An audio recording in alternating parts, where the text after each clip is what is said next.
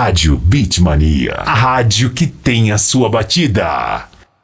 Saúde, bem-estar, qualidade de vida. A partir de agora, sua saúde é destaque no seu rádio. Momento Saúde. Momento Saúde, com Sheila Bernardes. Olá, excelente quarta-feira para você, hoje dia 4 de setembro de 2024. Como você está? Como anda a sua saúde? Início de mês, comecinho de mês, o que você tem feito até aqui para cuidar da sua saúde? Se ainda não teve nenhuma iniciativa, a gente convida você a repensar sobre isso e fazer algo por você, pela sua saúde. Programa Momento Saúde, eu sou Sheila Bernardes e apresento esse programa com muito carinho. A produção é de Aguinaldo Silva. A gente hoje está com a Rúbia Franciose, psicóloga e Master Coach. É ela que vai conversar com a gente hoje sobre saúde mental, porque estamos aí, Rúbia, no mês de setembro, onde temos uma campanha importante de prevenção ao suicídio. Seja bem-vindo ao nosso programa mais uma vez. Obrigada, Sheila. Olá a todos que nos escutam.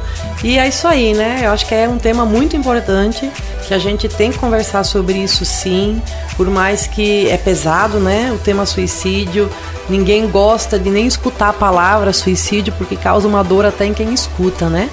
O quanto é cruel a gente saber que alguém tirou a sua própria vida, né? E o que a gente fica pensando sobre isso? É algo que as vítimas não têm cor, não têm raça, não têm classe social.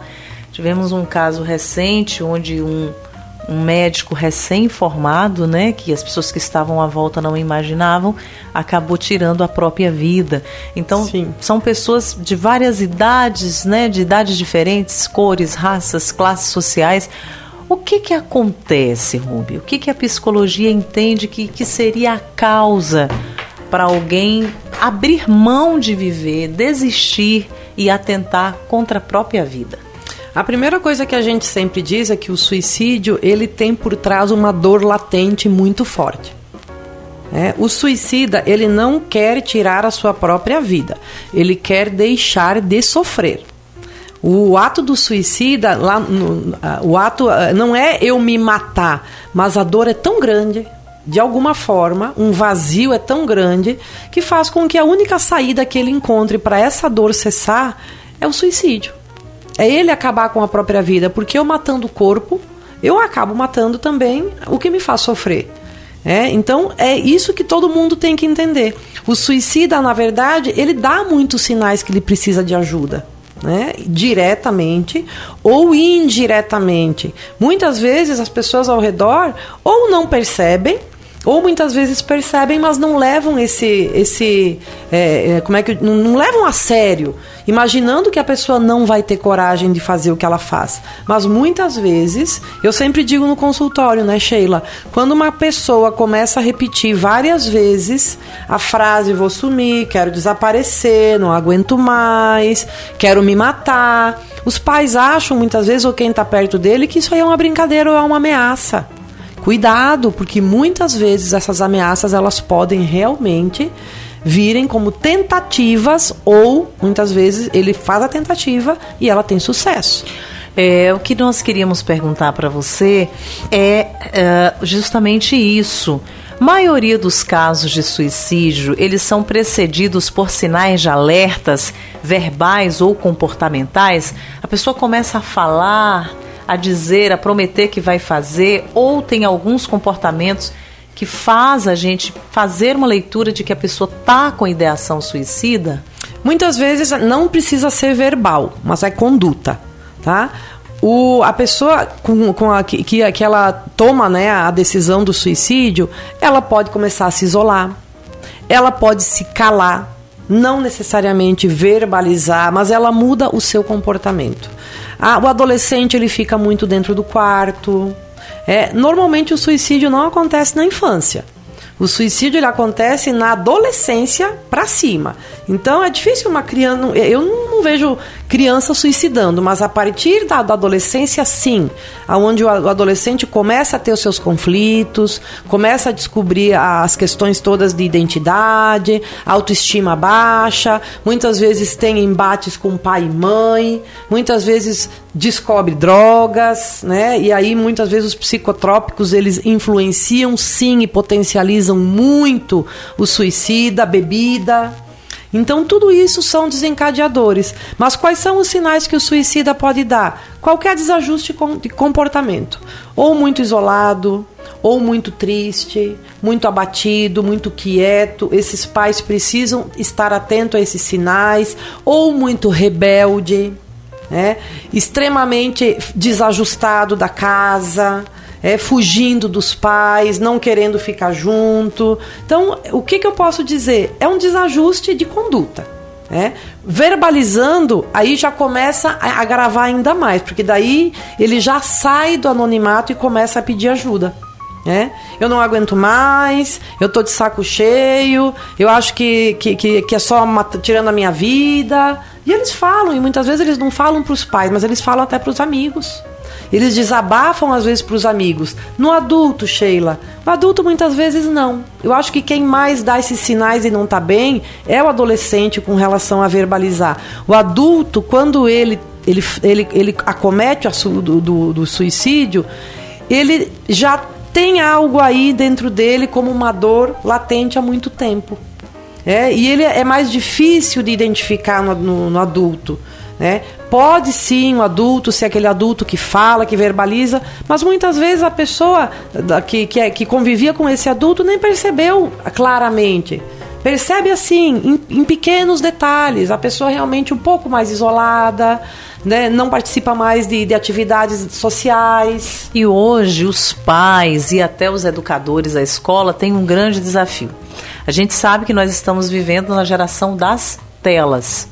Então a gente tem adolescentes e crianças que não se socializam mais nem dentro de casa.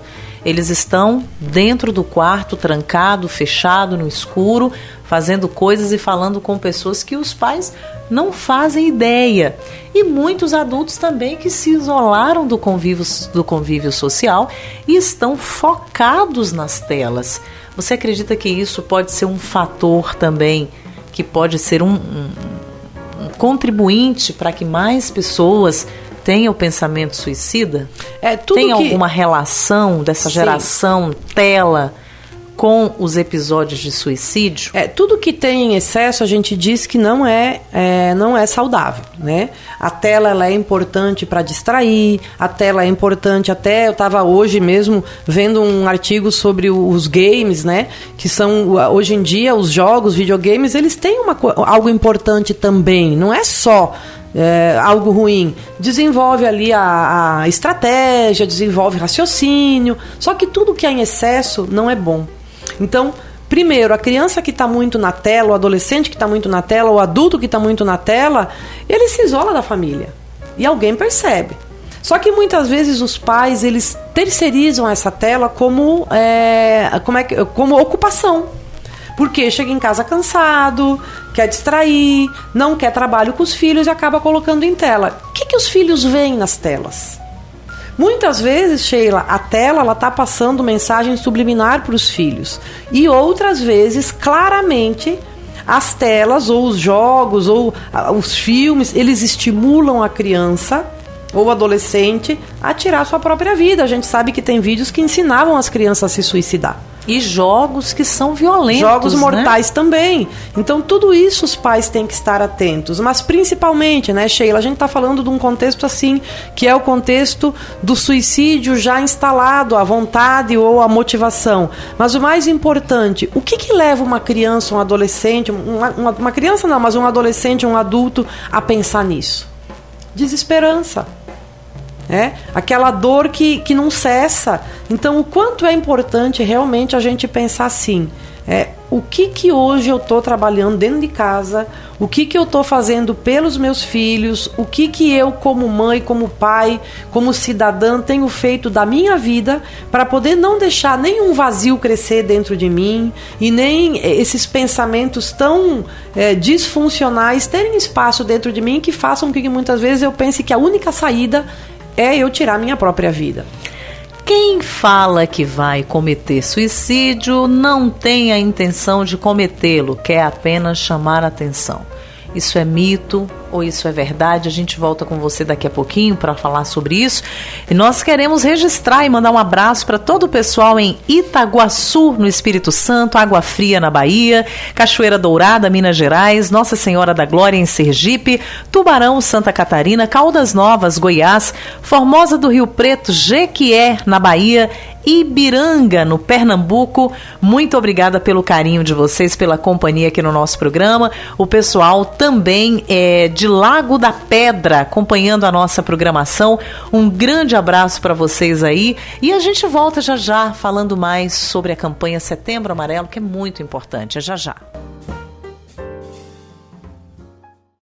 Para quem quer mais qualidade de vida, se liga aqui no Momento Saúde. Momento Saúde.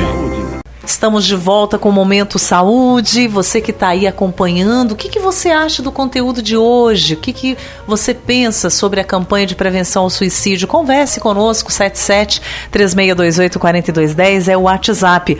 Um abraço para o pessoal que está acompanhando a nossa programação em Araricá, Rio Grande do Sul, Palmeira das Missões, também Rio Grande do Sul, Garrafão do Norte, no Pará, Quilombo, Santa Catarina, Jiquiriçá, na Bahia, Balneário Camboriú, Santa Catarina, Campos Lindos, Tocantins, Buerarema, na Bahia, Goiandira, Goiás, Luiz Eduardo Magalhães, Bahia, Barreiras, Bahia. Um grande abraço aí a todos vocês que acompanham a nossa programação aqui no programa Momento Saúde. Rúbia, tem alguns mitos e verdades quando o assunto é essa questão delicada do suicídio? E existem algumas falas que dizem assim, olha, quem fala demais que vai cometer suicídio não tem a intenção, é só para chamar a atenção. Como que a psicologia vê isso? É para chamar atenção, sim, mas não é mito. É verdade, né?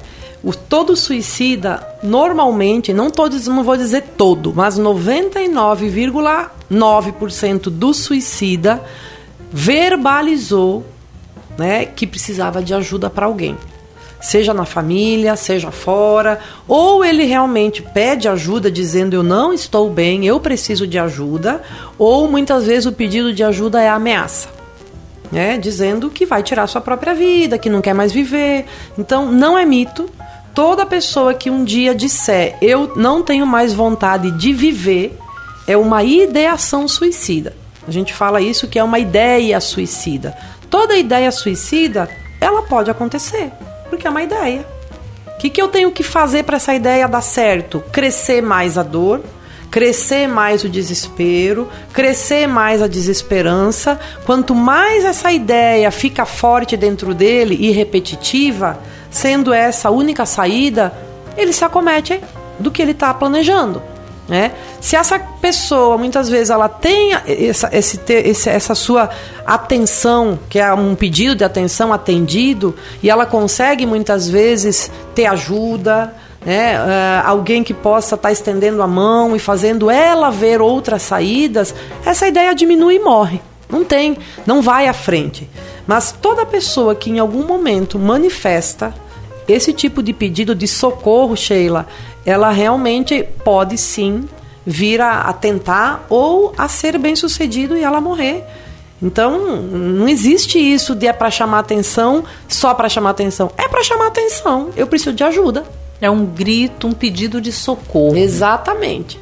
Então, assim, levem em consideração quando alguém está pedindo socorro.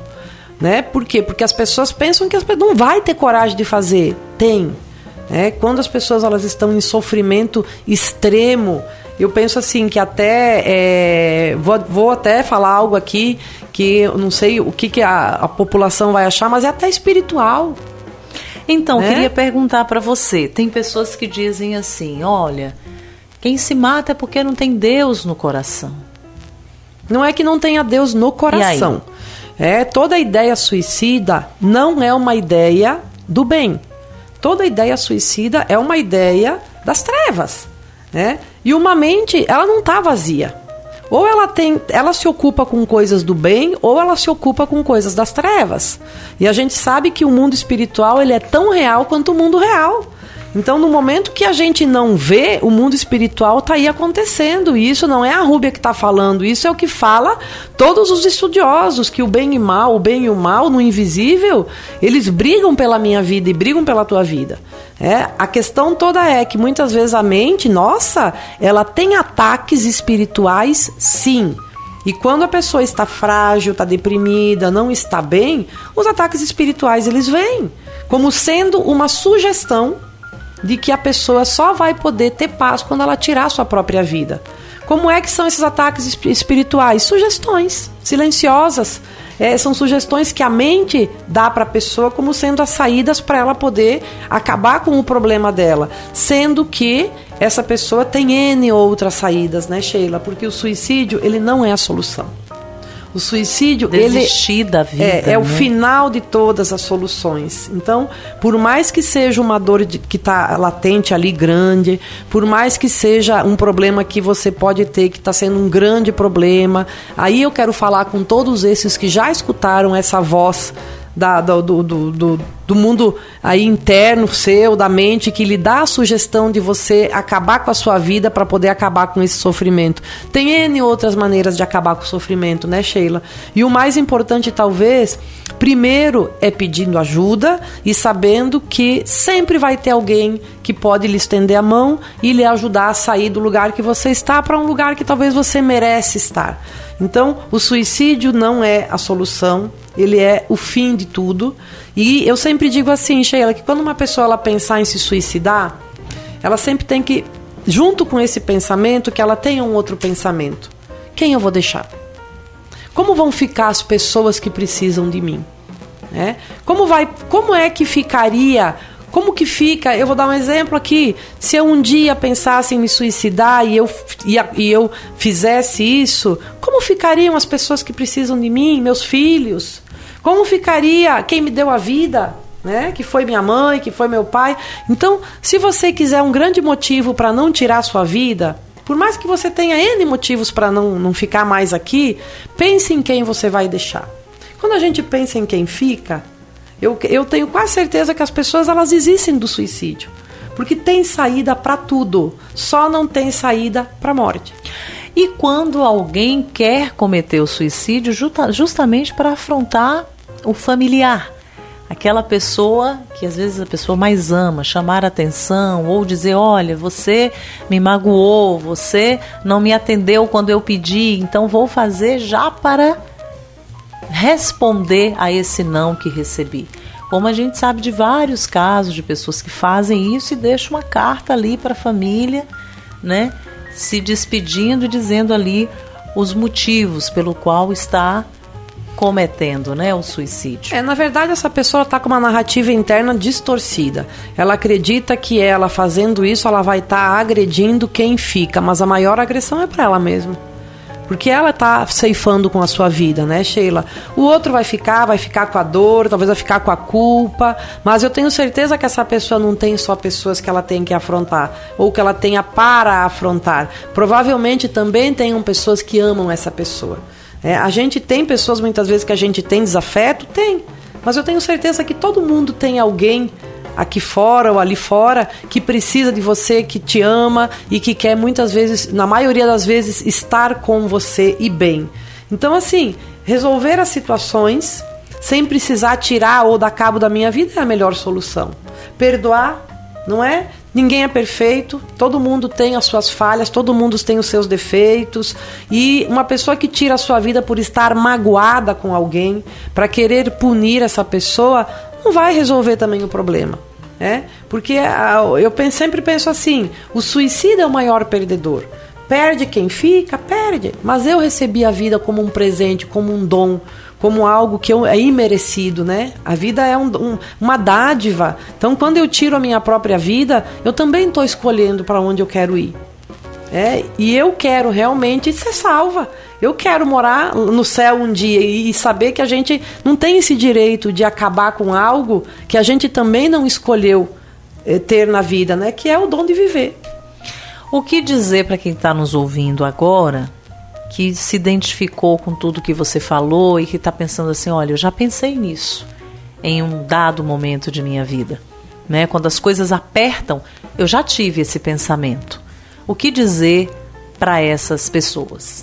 Primeiro eu penso assim, que todo o estado mental é o que vai me levar para onde eu quero. Então, um estado mental disfuncional são pensamentos disfuncionais, são sentimentos disfuncionais, são narrativas muitas vezes mentais e não verbais. Então, primeira coisa é eu buscar mudar a minha narrativa interna. Como? Estar já olhando para frente, vendo soluções, procurando ajuda de pessoas que podem me ajudar, dividindo essa carga ou dividindo a dor, chegando para pessoas que podem me ajudar e dizendo, olha, me ajuda, eu não estou bem. Né? O fato de eu reconhecer que eu preciso de ajuda já é uma grande coisa. Segunda coisa, Sheila, que eu vou falar aqui, que não é religião, mas é espiritual. A gente sabe que a oração é algo que deixa a pessoa mais forte. Então, quando eu estiver num limbo mental ali, numa desesperança, muitas vezes quando eu mudar a energia e começar a elevar a minha vibração de pensamento para orações, para louvores, para Deus, tudo isso faz com que talvez todos esses pensamentos disfuncionais, eles comecem a perder força. Então, tudo que eu posso dizer para pessoas que têm isso é que a força está dentro de você. Dentro da gente tem a força e tem a fraqueza. Quanto mais eu me apego à fraqueza, mais fraco eu fico. Né? E quanto mais eu entendo que eu estou fraca, mas que eu preciso estar forte de novo e que isso é só uma mudança de olhar. Eu posso estar em momentos da minha vida muito fraca, e quando eu estou fraca eu preciso do quê? Preciso de uma ajuda, preciso de uma bengala, preciso de alguém para poder me colocar em pé de novo. Ou muitas vezes eu preciso de Deus. Quem sabe essas pessoas muitas vezes não têm ninguém, mas elas não estão só. Então o que eu posso dizer é, tanto eu quanto você, nunca ninguém está só. Eu acredito muito em Deus. Eu acredito que a gente não nasceu ao acaso. Eu acredito que tem essa força sim, que é invisível, e que essa força, por mais que muitas vezes a gente esteja fraco, ela é quem nos sustenta. Então, tem várias maneiras de buscar a solução. Mas pedir ajuda. A pior solução é fazer com que não tenha mais solução. Então, realmente que se pensa dessa forma, exatamente como você falou, pedir ajuda, conversar com familiares, buscar muitas vezes as instituições, prefeitura, postinho de saúde, buscar encaminhamento, às vezes até médicos, psiquiatras que podem estar ajudando. Então, sempre se tem solução, menos a morte como sendo uma forma de solucionar algo que a gente precisa estar vivo para fazer. Toda morte por suicídio é devastadora. Se você acompanhou todas as informações desse programa e se identificou e precisa de ajuda, busque ajuda. Obrigada, Rúbia, pela sua presença. Até sua próxima vinda aqui. Um grande abraço para você. Obrigada, Sheila, a todos os ouvintes. E fica aí essa dica, Sheila? Não tenha a sua dor só. Fale, peça ajuda e vá viver feliz, bem, seja forte e seja corajoso, E enfrente os seus problemas de frente, sabendo que você só tem essa vida para poder dar conta. É verdade. Obrigada, Rúbia. Rúbia está no Instagram, @rubia.franciose. Eu também estou aí na rede social, @Sheila Bernardes. E este programa já está disponível nas plataformas digitais. A gente volta amanhã nesse mesmo horário. Um grande abraço. Tchau, tchau. Programa Momento Saúde, trazendo informação de saúde no seu rádio. Acompanhe a gente pelo Instagram, @Programa Momento Saúde, ou no Instagram de Sheila Bernardes, @Sheila Bernardes. É você ainda mais próximo, ajudando a fazer o nosso programa Momento Saúde.